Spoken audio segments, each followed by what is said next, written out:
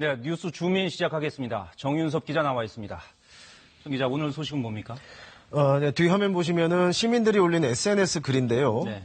지진 난 지 17분 후에 강릉시청에 문자가 도착했다. 또 동해시청은 재난 문자가 40분 뒤에 도착했다. 네. 그러니까 이른바 이 늑장 문자, 왜 이런 일이 벌어졌는지 좀 들여다보도록 하겠습니다. 네. 일단 실제로 문자가 얼마나 늦었는지 확인을 해봐야 되겠네요. 네, 오늘 지진 발생 시각은 오전 11시 16분이었고요. 동해시 앞바다 54km 지점이었습니다.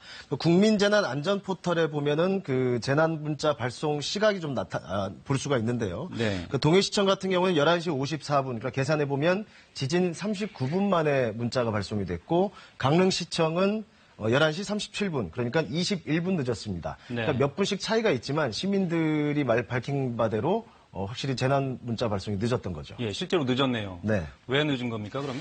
그러니까 이번 상황이 지진이라는 걸 일단 감안을 해야 되는데요. 그러니까 지진은 몇 분 몇 초 차이로 이제 피해 상황이 달라지지 않습니까? 네. 그러니까 그 산불이 번지거나 뭐 태풍이 이동하는 속도하고는 이제 비교가 안 되는 거죠. 그래서 지진에 한해서만 이 재난 문자는 기상청이 직접 그 해당 지역 지진 발생하고 동시에 자동적으로 해당 지역 주민들에게 이제 발송을 하도록 돼 있거든요. 네. 그런데 이번에 시민들이 받은 문자는 기상청이 보낸 건 아니지 않습니까? 맞습니다. 이번 지진에 기상청 문자는 발송이 안 됐습니다. 그러니까 저 기준표를 보면요. 그 규모 4.0과 4.5 사이, 그러니까 이번엔 4.3이었으니까 네. 그 오른쪽 반경 50km 광역시도라고 돼 있는데 해역 바다의 경우에는 반경 50km 내에 주민들에게 재난 문자가 발송이 된다는 겁니다. 네. 그러니까 이번 진앙지가 그 동해 육지에서 54km 지점 바다에 있었다는 얘기 아닙니까? 그러면 예. 진앙지 반경으로 50km라고 하면 다 바다고 거기에는 사람이 살지 않으니까 이번에는 문자가 안 나갔다. 이게 이제 기상청의 공식 설명입니다.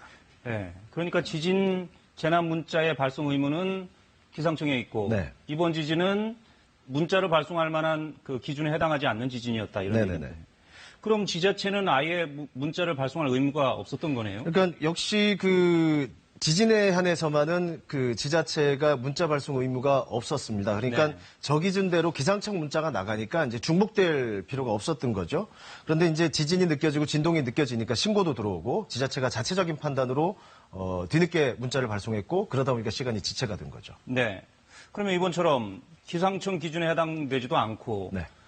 지자체도 뭐 문자를 발송하지 않았다면 주민들은 아무런 경고 문자를 받지 못할 수도 있죠. 그런 셈이 되는 거죠. 밑에서 땅이 흔들리는데 재난 문자는 받지 않게 되는 상황이 되는 거죠. 네. 그러니까 기상청은 이제 앞서 이런 보신 기준이 지진 규모나 실제 피해를 감안을 해서 기준으로 삼은 건데 이 기준을 좀 낮추다 보면은 뭐 문자가 자주 나가서 주민들이 불편하거나 또 뭔가 이렇게 위험성을 느끼는 게 좀 무뎌질 수도 있지 않겠느냐 네. 이런 입장이고요. 예. 그리고 지자체는 또 기상청의 정보 공유만 또 볼 수밖에 없는 상황인 거고 그래도 이제 뭔가 주민들의 불안을 좀 해소할 만한 그런 방안을 좀 찾아야 될 것 같기도 하고요. 네. 오늘 준비한 소식은 여기까지입니다. 네, 알겠습니다. 뉴스 주민 정윤섭 기자였습니다.